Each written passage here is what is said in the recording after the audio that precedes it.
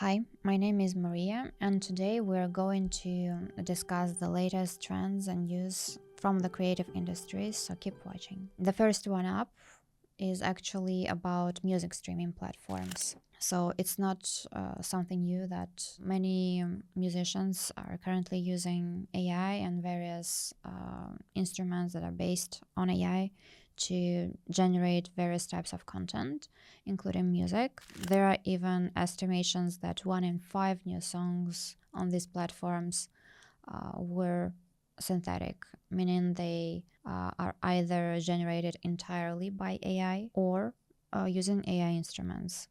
However, recently this took a new turn, and there even has been a criminal case initiated against one of those users who tried to inundate the platform with dozens of bots who mimicked engagement of average users. He essentially got rewarded for that engagement, and it resulted in huge sums of royalties being paid to him. Currently, platforms are trying to devise various types of measures and how to respond to these kinds of incidents. Probably they will try to label that kind of content as either AI generated in its entirety or partly. Another issue that also has to do with the creative industries, and another trend that has taken over the creative market is the fact that many toys are also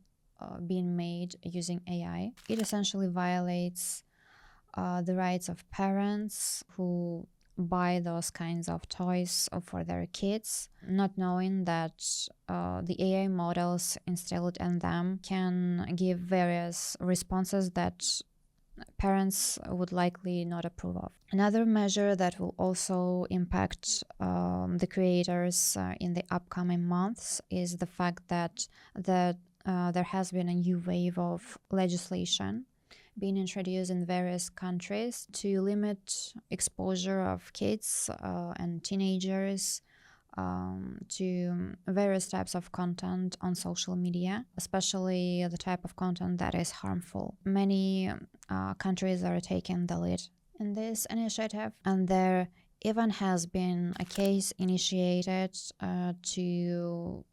by one of those teenagers to prove that there is a correlation between the use of social media and the mental health of users that are either kids or teenagers, and are those that are being exposed to harmful content on social media. Of course, these types of cases are going to be appealed by major companies who own these social media platforms, but it's an interesting trend worth to keep an eye on. There have been numerous attempts trying to prove this correlation between the usage of social media and the negative impact it has on mental health. But it's definitely an interesting trend, and hopefully in the future the impact on adults will be studied as well. So yeah, this case definitely sets a good precedent for the future. And the last case that I wanted to discuss was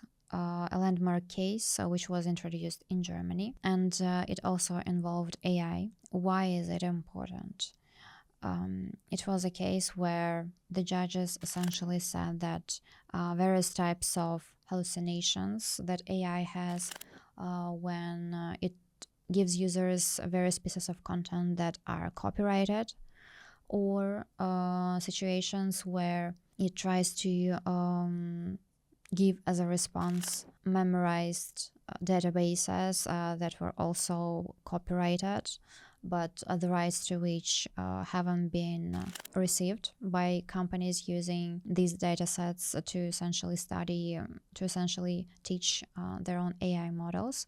These types of incidents are also not a defense, actually constitute a violation. Probably these types of cases will be appealed in the future again, but still it is an interesting trend, especially for Europe, where AI regulation is very strict. And yeah, we'll see how it goes. At least what can be said for sure is that the era of using data sets in an unregulated manner, and hoping that you will not be held responsible for that.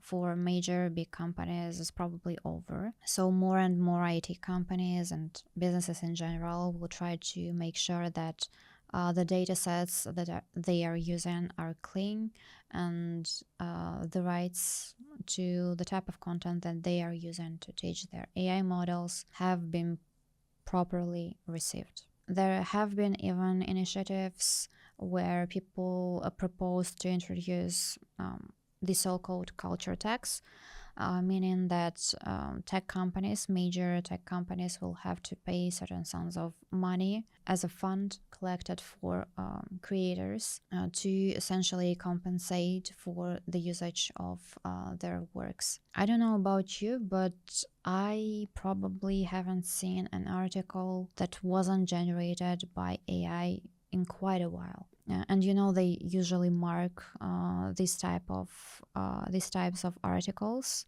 and you can recognize them by the formatting they use, the verbiage, which is very specific to AI and how it operates and communicates. And with social media, most of the time my feed is also flooded with content that was generated by and enhanced by AI, either photos or videos of various creators trying to use it.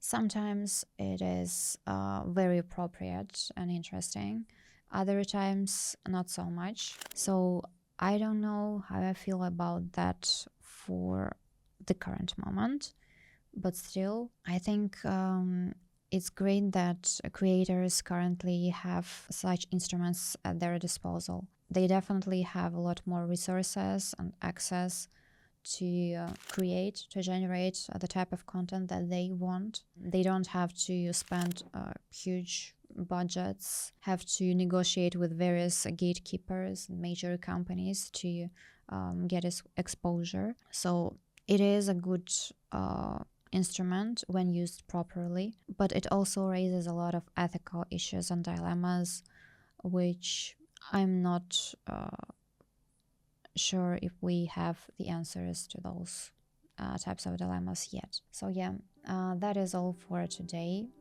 Thank you so much for watching. And if you have any interesting topics you want to discuss that has to do with the creators, creative industries, music, gaming, theater, museums, anything, drop it down below, and we'll see you later. Bye.